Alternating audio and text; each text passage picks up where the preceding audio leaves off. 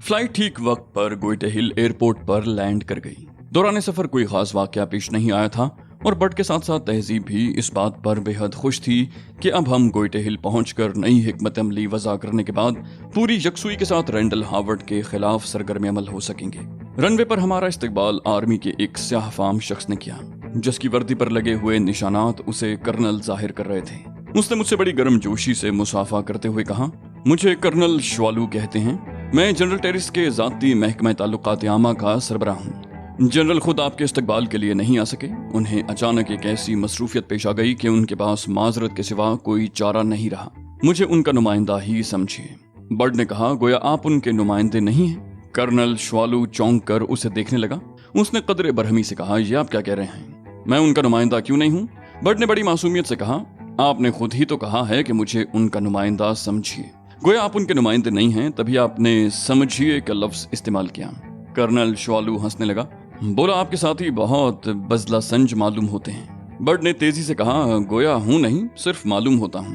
Colonel श्वालू एक बार फिर चौंक पड़ा, लेकिन इस बार उसकी समझ में आ गया था कि बर्ड का मतलब क्या है और वो एक बार फिर हंसने लगा। कर्नल श्वालू के साथ हम स्याह रंग की लिमोजीन में बैठकर एयरपोर्ट की बिल्डिंग तक आए और कर्नल श्वालू हमें लेकर आईपी लाउंज में ले गया। उसने कहा, मुझे अफसोस है कि पहले मैं जनरल टेरिस के साथ नहीं था, वरना आप जैसे दिलचस्प आदमी से पहले ही मेरी मुलाकात हो जाती। मैंने वीआईपी लाउंज के नर्म और आरामदेह सोफे पर बैठते हुए कहा, हमें यहाँ कितनी देर रुकना होगा मिस्टर श्वालू? वो बोला, बस जरा आप लोगों का सामान आ जाए, मेरे आदमी नीचे मौजूद हैं। सामान आते ही वो मुझे इत्तला देंगे और हम रवाना हो जाएंगे। तहजीब ने कहा, कैथी ब्राउन कहाँ है कर्नल? जनरल नहीं आए तो वही आ जाती। कर्नल बोला, वो जरूर आती मोहतरमा तहजीब, लेकिन अचानक ही उनकी तबीयत नासाज हो गई।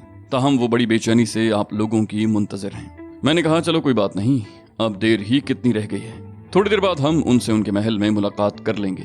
कर्नल श्वालू इस बात में सर हिलाने लगा। बोला, जी हाँ, हम तो बहुत जल्दी महल तक पहुंच जाते, मगर आप लोगों को पूरे प्रोटोकॉल के साथ ले जाया जाएगा। जनरल टेरिस ने इस सिलसिले में सख्त हिदायत दी है। मैंने मुर्दा सी आवाज में कहा, ओह, गोया हमेशा की तरह इस बार भी हमें पहले आजादी की यादगार पर ले जाया जाएगा। कर्नल श्वालू ने हंसते हुए कहा, हम फौजी लोग ऐसे ही होते हैं जनाब, डिसिप्लिन पर हर हाल में अमल पैरा रहते हैं। मैंने कहा, मैं तो समझा था कि जनरल इस बार खुद नहीं आ सका तो तुम्हें इस सिलसिले में हिदायत देना भूल गया होगा। कर्नल श्वालू ने कहा, फौजी कभी कुछ नहीं भूलता। जनरल टेरिस खुद नहीं आ सके तो क्या हुआ, मुझे तो उन्होंने वाज़ेह हिदायत दे दी हैं। मैंने मुज़महिल अंदाज में कहा, खैर कोई बात नहीं, अब तो भुगतना ही पड़ेगा। कर्नल श्वालू एक बार फिर हंसने लगा और बर्ड ने कहा, आप हंसने के बड़े शौकीन मालूम होते हैं जनाब। कर्नल श्वालू की हंसी को ब्रेक लग गया। श्वालू ने संजीदगी से पूछा, क्या मुझे नहीं हंसना चाहिए मिस्टर बर्ड? बर्ड ने कहा, हालांकि आपको पूछना चाहिए था कि क्या मैं सिर्फ हंसने का शौकीन मालूम होता हूँ। कर्नल श्वालू ने फिर हंसना शुरू कर दिया। उसने बर्ड से पूछा, आप लोग यहाँ कितना अरसा कायम करेंगे? बर्ड ने कहा, आप ये बात क्यों पूछ रहे हैं? क्या बजट बनाने की जिम्मेदारी भी आपके सुपुर्द है? श्वालू ने हंसकर कहा, ये बात नहीं है जनाब, मैं ये जानना चाह रहा था कि आपकी सोहबत से कितने दिनों तक फैज़याब हो सकूंगा। आप बड़े दिलचस्प आदमी हैं। बर्ड ने बरजस्ता कहा, अभी अभी हुआ हूँ, वरना कुछ देर पहले तक ये हाल था कि दिलचस्प मालूम तो होता था मगर था नहीं। श्वालू बेतहाशा हंस रहा था।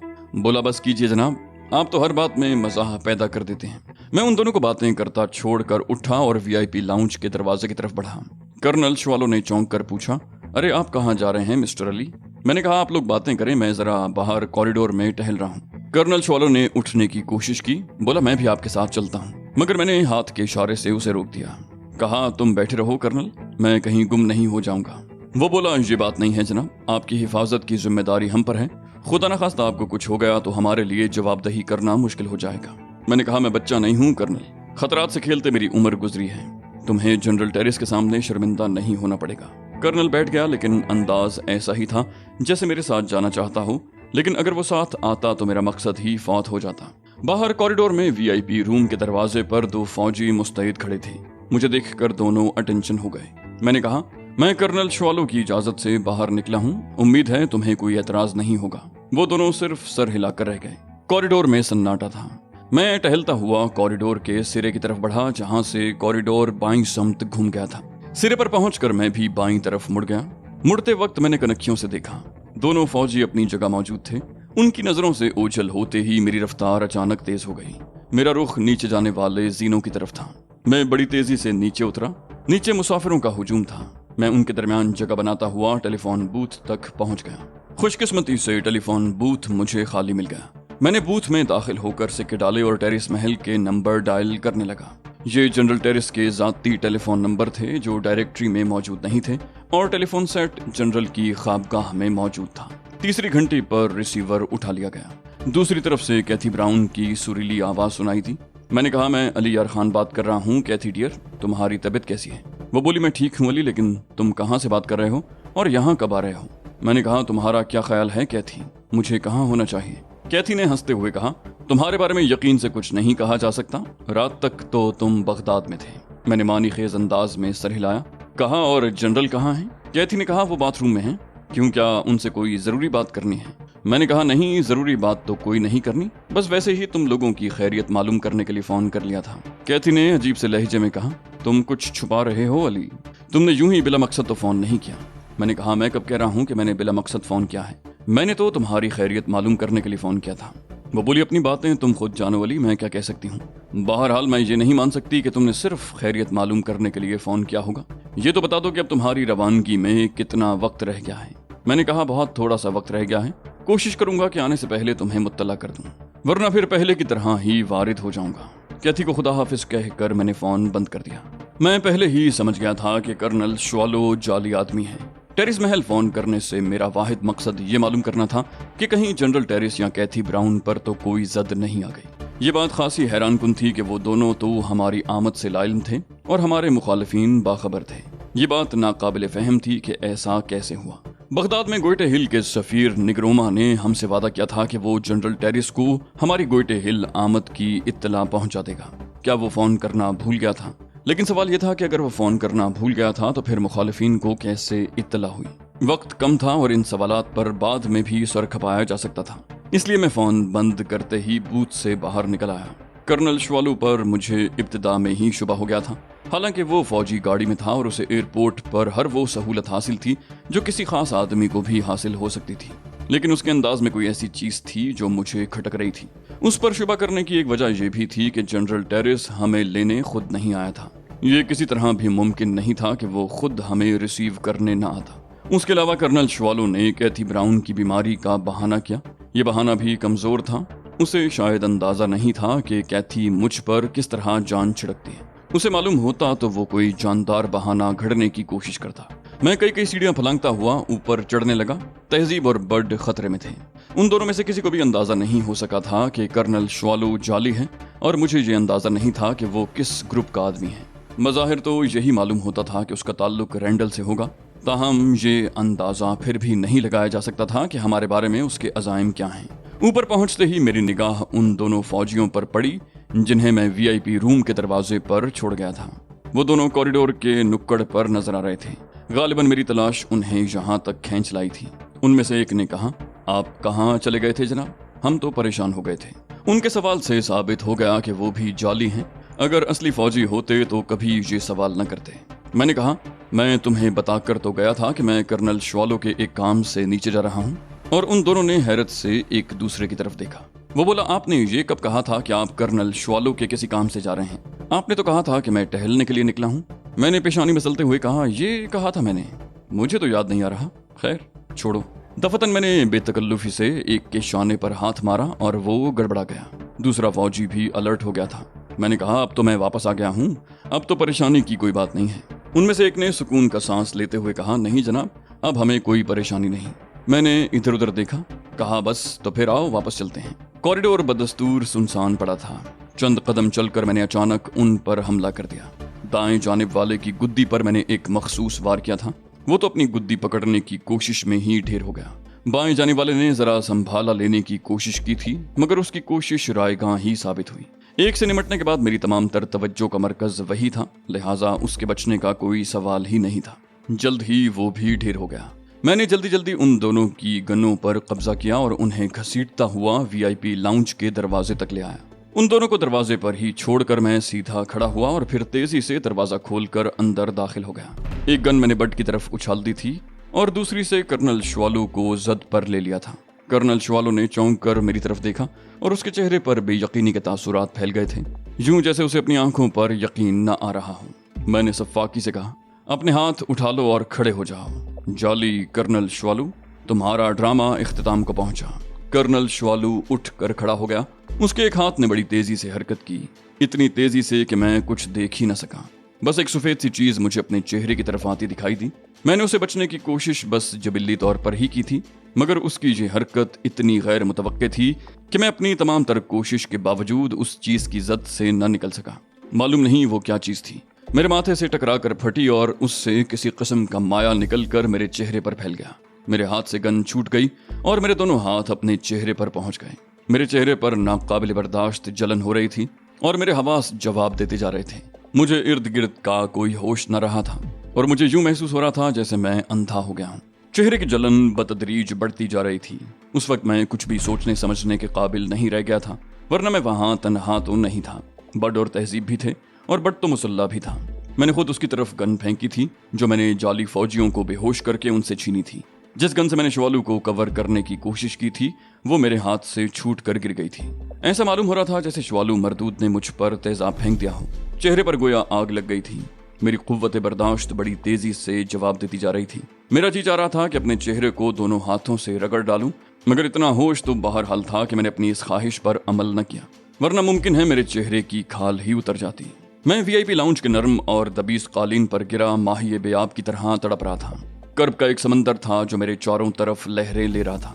میرے وجود کی گہرائی سے درد کی لہریں اٹھ کر میرے اطراف بکھرے ہوئے سمندر میں شامل ہو رہی تھیں۔ درد کے سمندر میں گہری تاریکی تھی، ہاتھ کو ہاتھ سجھائی نہیں دے رہا تھا، اور میں اس سمندر میں کسی ایسے تختے کی مانند بہا چلا جا رہا تھا جو کسی کشتی سے ٹوٹ کر علیحدہ ہو گیا ہو اور اب اس کی کوئی منزل نہ ہو۔ کرب کے اس بے قرار سمندر میں تاریکی تو تھی مگر سناٹا نہیں تھا۔ کچھ آوازیں تھیں، نامانوس اور ناقابل شناخت قسم کی آوازیں، سمندر کی لہروں کے دوش پر تیرتی ہوئی آوازیں، آپس میں گڑمڑ ہوتی آوازیں، ایسی آوازیں جنہیں کوئی معنی نہیں پہنائے جا سکتے۔ پھر رفتہ رفتہ ان آوازوں نے سمٹنا شروع کیا اور ایک دوسرے سے علیحدہ ہونا شروع ہو گئی۔ چہرے کی جلن بھی حیرت انگیز طور پر زائل ہونا شروع ہو گئی تھی۔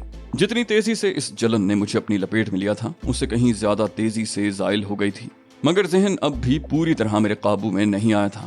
بہت دور سے کوئی آواز آتی محسوس ہو رہی تھی اور یہ موہوم سا احساس تھا کہ مجھے پکارا جا رہا ہے۔ میں نے اپنی سماعت پر زور دینے کی کوشش کی تو ایک قہقہا سنائی دیا، اٹھو علی یار خان اور دیکھو کہ بساط کس طرح الٹ گئی ہے۔ اس بار میں نے پہچان لیا، یہ کرنل شوالو کی آواز تھی۔ میرا ذہن کام کرنے لگا، میں سوچ سکتا تھا مگر میرے ہاتھ پیر قابو میں نہیں رہ گئے تھے۔ شاید وہ اعصاب کو مفلوج کر دینے والی کوئی شے تھی جو شوالو نے مجھ پر پھینکی تھی۔ وہ بولا، تم بڑے ترم خان بنتے ہو، دنیا میں تمہارے نام کا بڑا شہرہ ہے، دیکھ لو آج تم کس طرح میرے سامنے بے بس پڑے ہو، اپنی خواہش کے مطابق ہل بھی نہیں سکتے۔ گویا میرا اندازہ درست تھا، مجھ پر واقعی کوئی ایسی چیز آزمائی گئی تھی جس کے باعث میں ہلنے جلنے سے معذور ہو گیا تھا۔ شوالو کی آواز مجھے اپنے نزدیک سے سنائی دے رہی تھی مگر میں اسے دیکھ نہیں سکتا تھا۔ دیکھنے کے لیے مجھے اپنے دونوں ہاتھوں کو جنبش دے کر چہرے سے ہٹانا ضروری تھا۔ مجھے حیرت تھی کہ تہذیب اور بڈ کو کیا ہوا۔ دونوں اپنی اپنی جگہ بہت ماہر تھے، ان پر قابو پانا آسان نہیں تھا۔ تنہا شوالو نے ان پر کس طرح قابو پایا ہوگا۔ شوالو کی مزے کا خیز آواز آئی، کچھ تو بولو علی، یا تم اپنی زبان کو حرکت دینے سے بھی معذور ہو گئے ہو۔ شوالو کے کہنے پر میں نے کوشش کی تو معلوم ہوا کہ میں زبان کو حرکت دے سکتا ہوں، لیکن میں جس پوزیشن میں پڑا ہوا تھا اس میں تو کچھ بولنا بھی دشوار تھا۔ غالباً شوالو کو بھی اس بات کا احساس ہو گیا تھا۔ وہ میرے قریب آیا اور میرے ہاتھ چہرے پر سے ہٹا دیے۔ اب میں قالین پر چت پڑا تھا۔ میں نے آنکھیں گھما کر دیکھا، تہذیب اور برڈ صوفوں پر بے حس و حرکت پڑے تھے۔ وی آئی پی لاؤنج میں شوالو کے علاوہ 2 افراد اور بھی موجود تھے جو تہذیب اور برڈ پر جھکے ہوئے نظر آئے۔ معلوم نہیں وہ لوگ کیا کر رہے تھے۔ مرجانہ بھی موجود تھی اور اس کی حالت پہلے سے بہتر نظر آ رہی تھی، مگر وہ بدستور اس جگہ بیٹھی تھی جہاں میں اسے چھوڑ کر گیا تھا۔ وہ دونوں محافظ اب اندر پڑے تھے جنہیں میں دروازے کے باہر چھوڑ کر آیا تھا۔ انہیں دیکھ کر مجھے حیرت ہوئی، شاید میں کچھ دیر کے لیے ہوش و حواس سے بالکل ہی بے گانہ ہو گیا تھا، تبھی تو میں ان دونوں کی منتقلی سے بے خبر تھا۔ شوالو نے کہا، امید ہے تمہارے حواس ٹھکانے آ گئے ہوں گے، تم خود کو ناقابل تسخیر سمجھنے لگے تھے۔ میں نے دکھتے جبڑوں کے ساتھ بمشکل کہا، تم کون ہو؟ میں تمہیں جانتا تک نہیں ہوں اور تمہیں مجھ سے کیا دشمنی ہے؟ بولنے میں بھی مجھے دقت محسوس ہو رہی تھی۔ وہ بولا، نہیں جانتے تو جان جاؤ گے، 2 محافظوں کو بے ہوش کر کے تم خود کو ہیرو سمجھنے لگے تھے۔ میں نے کہا، میں تسلیم کرتا ہوں کہ فی الحال تم نے مجھے پوری طرح بے بس کر دیا ہے۔ شوالو ہنس پڑا۔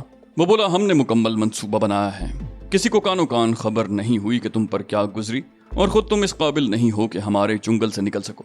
اگر تم کسی بیرونی مدد کی توقع کر رہے ہو تو اسے اپنے ذہن سے نکال دو۔ میں نے کہا ٹھیک ہے، مگر یہ بھی تو معلوم ہونا چاہیے کہ میرا قصور کیا ہے۔ شوالو نے طنزیہ لہجے میں کہا، تم نے عدنان عباسی کا جو حشر کیا ہے، کیا تم اسے اپنا کارنامہ سمجھتے ہو؟ میں نے اپنے لہجے میں حیرت پیدا کرتے ہوئے کہا، اوہ تو تم عدنان عباسی کے آدمی ہو۔ وہ بولا، تم اتنے معصوم تو نہیں ہو علی، ہم نے تمہارے بارے میں بڑی باریک بینی سے معلومات جمع کی ہیں، اور تم بھی خود جانتے ہو کہ ہمارا عدنان عباسی سے کوئی تعلق نہیں۔ میں نے بے بسی سے کہا، میں نہیں سمجھ سکا کہ تم کون ہو۔ عدنان عباسی کے سوا کسی اور سے تو میری دشمنی بھی نہیں ہے، شوالو نے طنز میں کہا، اور یہ مرجانہ کیا چیز ہے جسے تم اپنے ساتھ لیے پھر رہے ہو؟ میں نے سادگی سے کہا، یہ بھی عدنان کی ساتھی ہے، عدنان کو سزا دینے کے خیال سے میں اسے اپنے ساتھ لے آیا ہوں۔ وہ بولا، تم سمجھتے تھے کہ موشے ہاورڈ تمہارے اس فون سے دھوکہ کھا جائیں گے جو تم نے انہیں عدنان عباسی سے کروایا تھا؟ میں نے حیرت سے پلکیں جھپکائیں، کہا میں سمجھا نہیں۔ حیرت کے اظہار کے لیے پلکیں جھپکانے کے سوا اس وقت میں کچھ اور کر بھی نہیں سکتا تھا۔ شوالو نے زہریلے لہجے میں کہا، تم نے موشے ہاورڈ کو غلط راہ پر ڈالنے کے لیے عدنان عباسی سے فون کرایا کہ تم مرجانہ کو لے کر فرانس روانہ ہو گئے ہو۔ تم یہ بھول گئے تھے کہ اس وقت تک موشے ہاورڈ کو معلوم ہی نہیں تھا کہ عدنان تمہاری قید میں ہے۔ تمہارے فون سے ان کے لیے نئی راہیں کھل گئیں۔ سب سے پہلے انہوں نے یہ معلوم کیا کہ عدنان عباسی کہاں ہے، فوراً ہی معلوم ہو گیا کہ وہ ابھی تک غائب ہے۔ اس کے بعد یہ نتیجہ اخذ کرنا کیا مشکل تھا کہ وہ ابھی بھی تمہاری قید میں ہے، اور تم نے اسے زبردستی فون کروایا ہے۔ تم شاید موشے ہاورڈ کو دھوکے میں رکھ کر عراق سے نکل جانا چاہتے تھے، مگر تم نے دیکھا ہم نے تمہیں کتنی آسانی سے بے بس کر دیا۔ میں نے بے بسی ظاہر کرتے ہوئے کہا، میں نے واقعی یہ سوچا تھا کہ رینڈل کو دھوکے میں رکھ کر میں بحفاظت عراق سے نکل سکوں گا، لیکن مجھے حیرت ہے کہ اس کے باوجود تم لوگ مجھ تک کیسے پہنچے۔ وہ بولا، غیر متوقع طور پر حاصل ہو جانے والی کامیابیوں نے تمہیں مغرور کر دیا ہے۔ تم حد سے زیادہ اوور کانفیڈنس کے شکار ہو گئے ہو، اس کا نتیجہ تمہیں اب بھگتنا پڑے گا۔ ہم تمہارے بارے میں ہر بات جانتے ہیں، تم میک اپ کے ماہر ہو، اگر تم چاہتے تو عمدہ قسم کا میک اپ کر کے بآسانی عراق سے نکل سکتے تھے، مگر تم نے اتنا ہلکا میک اپ کیا کہ تمہیں ایک نظر میں پہچان لیا جائے۔ تم نے مرجانہ کو بھی میک اپ کرنے کی زحمت نہیں کی۔ تم چاہتے تو یہاں گوئٹے ہل میں جنرل ٹیرس کو اپنی آمد سے مطلع کر سکتے تھے، مگر تم نے یہ کام خود نہیں کیا اور اسے بھی بغداد میں گوئٹے ہل کے سفیر کے سپرد کر کے مطمئن ہو گئے۔ میں نے حیرت سے کہا، اس سے کیا فرق پڑ گیا؟ جنرل ٹیرس کو اطلاع پہنچانا ہی مقصود تھا، کیا نگروما نے یہ اطلاع نہیں پہنچائی؟ وہ بولا، اس بیچارے نے تو فون کر دیا تھا، لیکن ظاہر ہے وہ براہ راست جنرل ٹیرس سے تو بات نہیں کر سکتا۔ میرا ذہن بہت تیزی سے کام کر رہا تھا اور میں شوالو کی گفتگو کی روشنی میں صورتحال کا تجزیہ کرنے کی کوشش کر رہا تھا۔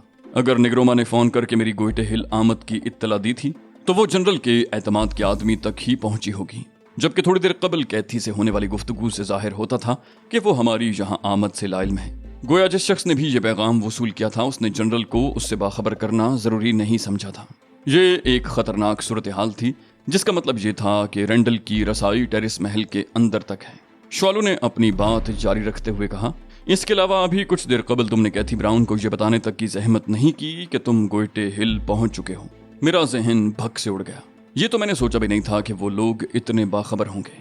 انہوں نے اس وقت بھی میری نگرانی جاری رکھی تھی جب میں اپنی دانست میں ان کی نظروں سے اوجھل ہو چکا تھا۔ ان کی باخبری کی انتہا یہ تھی کہ وہ اس گفتگو تک سے واقف تھے جو میں نے فون پر کیتھی براؤن سے کی تھی۔ کیتھی براؤن تو ان لوگوں کی ایجنٹ ہونے سے رہی اور ٹیلی فون بوتھ سے آواز باہر جا نہیں سکتی۔ یقیناً جنرل ٹیرس کا فون ٹیپ کیا جا رہا تھا۔ یہ کہنا مشکل تھا کہ یہ کام ٹیلی فون ایکسچینج کے ذریعے کیا گیا تھا یا ٹیرس محل کا کوئی شخص ان لوگوں سے ملا ہوا تھا۔